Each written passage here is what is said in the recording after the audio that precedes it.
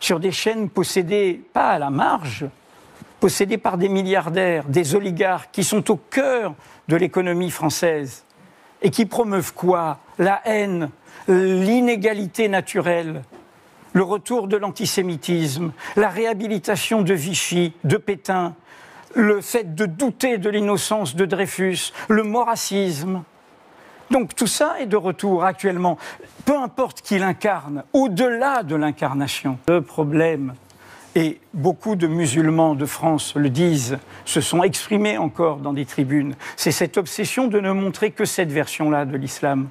De ne pas montrer tous nos compatriotes musulmans de croyances, de culture, d'origine, d'histoire, qui ne sont pas cela, qui ne sont pas cette minorité, qui le vivent dignement.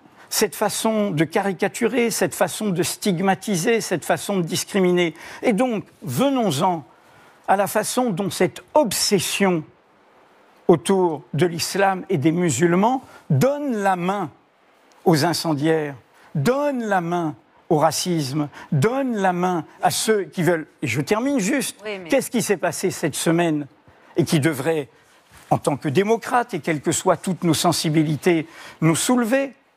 Il y a eu devant une assemblée de policiers un candidat à la présidentielle, M. Zemmour, en l'occurrence, appelant à la guerre civile, appelant des policiers, des gens qui sont normalement des gardiens de la paix républicaine, les appelant à la guerre civile contre, je cite, une civilisation avec laquelle il n'y a pas de cohabitation pacifique. Il faut faire barrage à ça, parce que c'est une idéologie criminelle.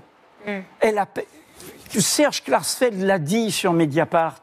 Et qu'est-ce qu'il dit? Il dit ce que dit Zemmour sur nos compatriotes musulmans. C'est ce que disait Hitler sur les Juifs. Et si on laisse continuer à dire ça, ça finit pareil.